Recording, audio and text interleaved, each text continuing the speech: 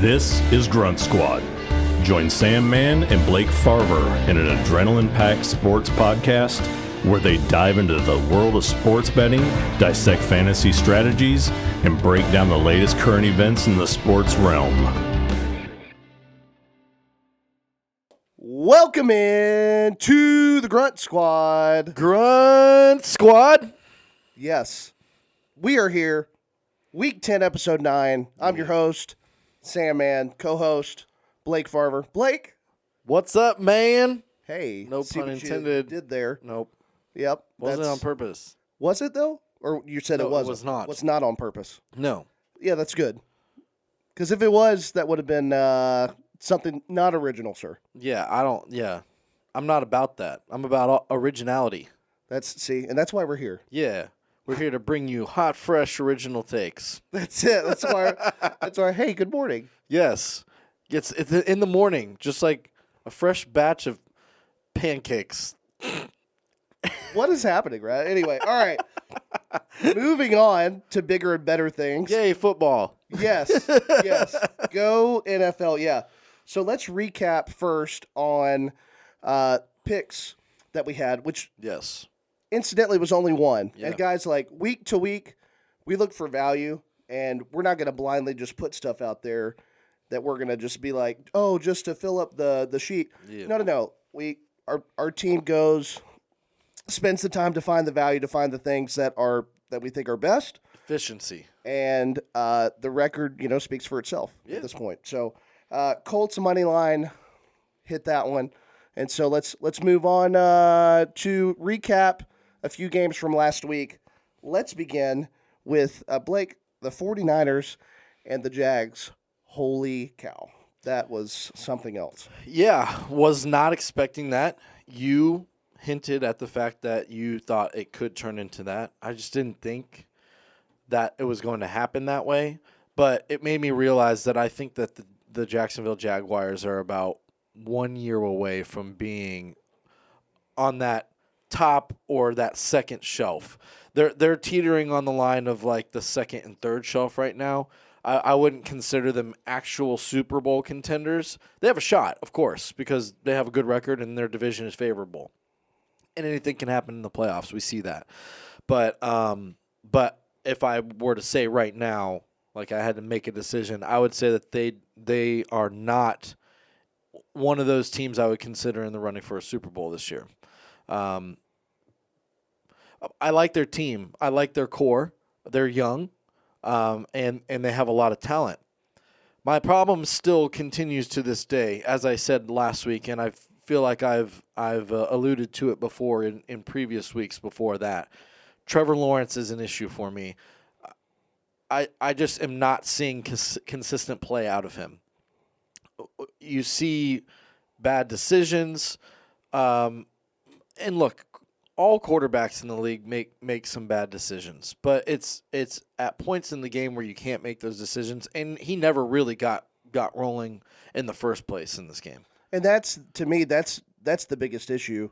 As someone, you used to play the quarterback position. Yeah. You need to get some juice going. You need to get some positive momentum in the right way to get things clicking offensively. And when things aren't, it's just you could be picked apart and it's extremely inefficient. Yeah, and again, quarterbacks all make bad decisions. Just in the same way that quarterbacks make bad decisions, all of them across the board at some point in the game. Teams have bad weeks. They just have a bad week. I think that this was a bad week, but I think it also exposed Jacksonville in a way that really opened our eyes to, okay, maybe you're not quite ready to make that elite jump yet, or to make the jump to that we consider the Jaguars an elite team. Now, on the other side of it, I think, and I was high on the Niners, for weeks until they hit that. We all were. But I think when healthy, the San Francisco 49ers are the best team in the league across the board. And it's close with Philadelphia, but I think when they're healthy, they are cranking.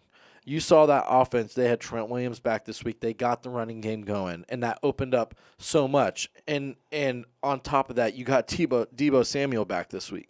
Debo. You know, you're establishing the run game, and then you add another weapon like Debo Samuel. It's going to make things very, very difficult for other teams. He's one of a kind, and I tell you, when you didn't see him on the field for so many weeks, you kind of forget just how invaluable this guy is.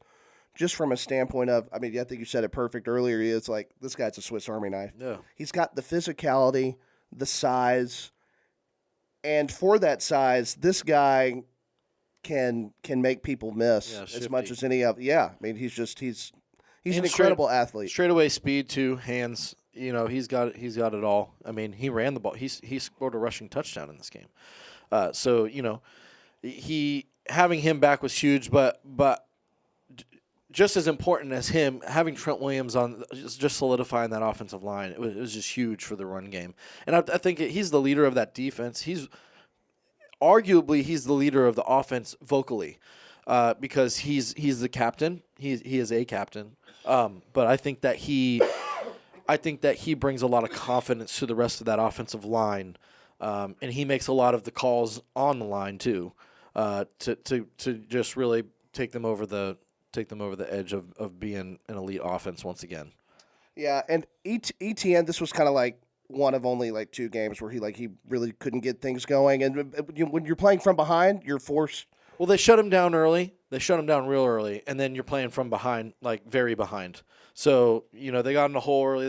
They were forced to throw the ball, and you know Trevor Lawrence didn't really. But you got to give credit to San Francisco's defense too. You know they balled out. Yeah, they did. They played well. They game planned very well. They knew what they wanted to do. I feel like these two teams, like we compared last week, are similar skill wise. I think the Niners are more skilled, but they have similar players. So I think that the Jaguars should have had the type of game plan that the 49ers had for the Jaguars. The Jaguars should have had for the 49ers. They weren't able to stop the run. They weren't able to get stops in crucial spots, and you know it cost them in the long run. They got it handed to them this week. They got whacked. They did. So let's move on to the next game that we're going to talk about. The Browns and the Ravens, Sam. Another game that you called. I almost called it like reverse last week. I said that I thought that this game the Ravens had more of a shot to blow out the Browns than the Niners did to blow out the Jags, and you said kind of the opposite. And you nailed both right on the head. Ravens nice to get one thing right this week. Hey, Ravens jumped out to an early big lead, up 17-3 at one point. And we thought they were going to run away with it. What did you see, Sam, that led to Cleveland's comeback in this game? I mean, I think Jerome Ford is a beast, and I think Deshaun did enough with his feet and his efficiency through the air to keep them in the game. And look, when you've got a defense like Cleveland does, you're gonna be in most ball games. I mean, you just are. I mean, they have one of the elite defenses in the league. Myles Garrett, Defensive Player of the Year so far. I mean, he's got to be definitely in the top 3 for that award, don't you think? Yeah, for sure. I mean, the dude has a graveyard during Halloween season, a graveyard of guys that he sacked, and his yard is filled with tombstones. I mean, dude's a beast. But I think,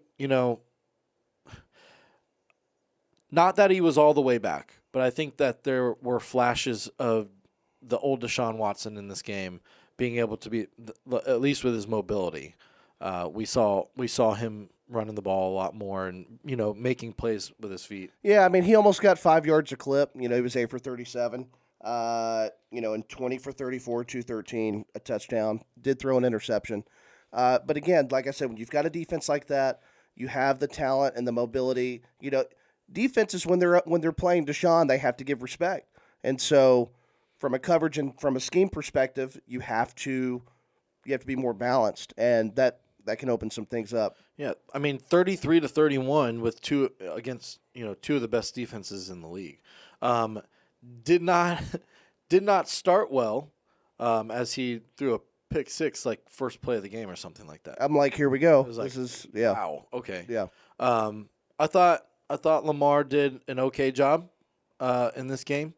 I think that I don't think that the numbers were up there, big numbers like Mark Andrews, 10 for 100 with a touchdown or anything like that.